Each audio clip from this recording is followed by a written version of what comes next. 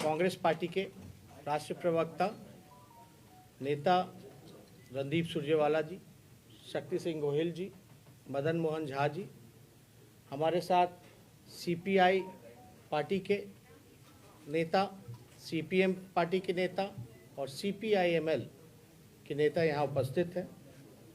आज बेहद खास दिन है, नवरात्र का शुरुआत है, कलश की स्थापना की गई है और आपको हम इतना कहना चाहते हैं कि जब कलश की स्थापना की जाती है तो लोग संकल्प लेते हैं। आज 10 मिनट हमको देरी हो गई आने में, क्योंकि आज हम लोगों ने कलश की स्थापना की है और संकल्प हमने लिया है और बेहद खुशी है कि आज का दिन हम लोगों ने चुना है और आज के दिन आप लोगों के सामने हम लोगों ने पेश किया है जो प्रण हमारा संकल्प बदलाव का। मैं फिर से दोहराता हूँ, प्रण हमारा संकल्प बदलाव का। इसमें ज़्यादा समय मैं नहीं लूँगा, कॉपी जो है वो डिस्ट्रीब्यूट किए जाएंगे और बाकी करके अन्य दलों के नेता भी अपनी बात को प्रमुखता से आपके सामने रखेंगे। आप सब लोगों को मैं बताना चाहूँगा कि हमने जो वादा किया था, क्योंकि हम ठेठ बिहारी हैं, जो कहते हैं वो करते हैं।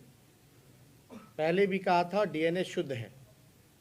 हमने पहले आप लोगों को ये बताया था कि अगर हमारी सरकार बनती है, अगर जनता हमें, बिहार की जनता हमें मौका देती है, तो पहले कैबिनेट में पहले दस्तखत अगर मेरा कलम चलेगा तो 10 लाख नौजवानों को हम रोज़गार देने का काम करेंगे, पहले कैबिनेट में। दूसरी बात हम लोगों ने ये कही थी कि जो भी छात्र छात्राएं या नियुक्ति के लिए आवेदन फॉर्म जो भरा करते हैं उसको हम लोग माफ़ करेंगे। तीसरी बात, परीक्षा केंद्र जाने के लिए जो किराया होगा वो हम देंगे। एक लॉकडाउन के समय आप लोगों ने देखा जितने हमारे श्रमवीर थे किस हालात में थे, फंसे हुए थे। अभी भी कोरोना काल ख़त्म नहीं हुआ है और अभी भी आप देख सकते हैं, हम तो दिल्ली एयरपोर्ट जाते हैं, बड़ी संख्या में लोग जो हैं दिल्ली, बॉम्बे फ्लाइट से बल्कि लोग वापस जा रहे हैं। रेलवे स्टेशनों की हालत आप लोगों से छुपी नहीं है। हम लोगों को संकल्प लेना है कि पलायन रोकना है, लेकिन अभी जो स्थिति बनी हुई है उसको लेकर के हम लोग जो है कर्पूरी श्रम वीर सहायता केंद्र पूरे देश में हर जगह खोलेंगे, जहां कभी भी कोई आपदा आएगी तो उन मजदूरों के देखभाल के लिए, सेवा के लिए वो चीज़ किया जाएगा। चौथी बात, नियोजित शिक्षकों के लिए जो हम लोगों ने बात की थी कि उनकी बड़ी लंबे समय से डिमांड रही है कि समान काम समान वेतन मिलना चाहिए, इसको हम लोग जो है पूरा करेंगे। इंफ्रास्ट्रक्चर के क्षेत्र में पुल पुलिया एक्सप्रेसवेज जो हैं वर्ल्ड क्लास हों, इस पे हम लोगों का पूरा ध्यान रहेगा। आप सब लोगों को, कुछ लोगों को पता होगा, जब हम डिप्टी सीएम थे, डिप्टी सीएम पथ निर्माण विभाग हमारे पास था। अभी तक कुछ समय तक पटना एयरपोर्ट कहाँ नया बनेगा ये तय नहीं हुआ था। हमारी कैबिनेट ने वो तय किया था कि बीटा का जो एयरपोर्ट है उसको हम लोग परमानेंट पटना का एयरपोर्ट बनाएंगे। उस समय हम पथ निर्माण विभाग मंत्री थे, हमने बजट में भी इस चीज़ को इंक्लूड किया था कि मॉडर्न एक्सप्रेसवे जो होता है डेडिकेटेड टू एयरपोर्ट, वो हम लोग जो है उसकी शुरुआत करेंगे। तो वैसे कई एक पुल पुलिया बड़े एक्सप्रेसवेज जो हैं वो हम लोग काम देखेंगे। एक महत्वपूर्ण बात मैं आप लोगों को बताना चाहूँगा कि बिजली के क्षेत्र में बिहार में खुद का उत्पादन नहीं है, वो खरीदती है और वो महंगे दामों में, दरों में बेचती है। यानी बिहार राज्य ऐसा है जहाँ उत्पादन नहीं है और सबसे महंगा बिजली अगर कहीं मिलता है तो वो बिहार में मिल रहा है। जितने कृषि क्षेत्र में जितने किसान हैं, कृषि ऋण जो हैं उसको हम लोग माफ़ करेंगे। जीविका दीदी हो या स्वयं सहायता समूह हो, उसके लिए नियमित वेतन और नौकरी और मानदेय को हम लोग बढ़ाने का काम करेंगे। तो हमने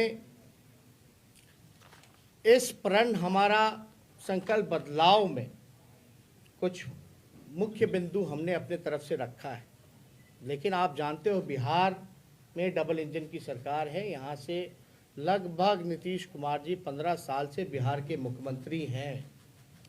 अब तक जो है बिहार को विशेष राज्य का दर्जा नहीं मिला।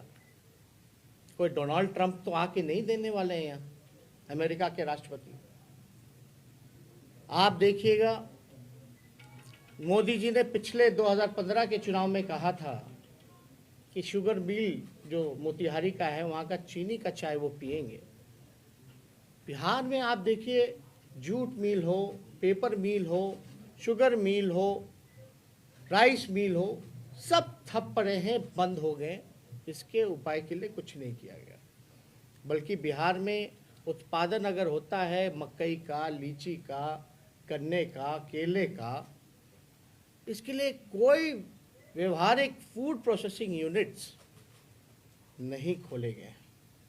इन सारी चीज़ों में हम लोगों का ध्यान रहेगा। लेकिन सबसे महत्वपूर्ण चीज़ें जो हैं कि भैया बेरोजगारी, आज हम कहीं भी जा रहे हैं, कल से हमने शुरुआत की, लोग इतने आक्रोश में हैं, नाराज हैं मौजूदा सरकार से। लाखों करोड़ों लोगों जो रोजगार भी करते थे उनका भी रोजगार छिन गया। छोटे मोटे जो व्यवसायी हैं उनका व्यवसाय जो है वो ठप हो गया, और सरकार का कोई ध्यान नहीं। बाढ़ है, सुकाड़ है, अब तक केंद्र की टीम नहीं आके देख के गई कि बाढ़ से कितने लोग प्रभावित हुए। लगभग 80 से 85 लाख आबादी, 18 जिला, लेकिन अब तक कमेटी टीम कोई नहीं आया जांच करने की भैया क्या फसल का नुकसान हुआ, किसका घर का नुकसान हुआ, किसके मवेशी का नुकसान हुआ। कोई आकलन नहीं किया गया। ऐसा लग रहा बस कुर्सी पाने की होड़ में सब लोग लगे हुए हैं। लोग बड़ी बड़ी बातें करते हैं कि भाई मेरा काम सेवा का है, मेवा का नहीं है, लेकिन मेवा के लिए बताओ 60 घोटाले हुए हैं इस बिहार में। सृजन घोटाले जैसे लोग, जो लोग थे सृजन घोटाले में जो लोग अभियुक्त, वो लोग खुलेआम घूम रहे हैं, उनको गिरफ्तार नहीं किया जा रहा।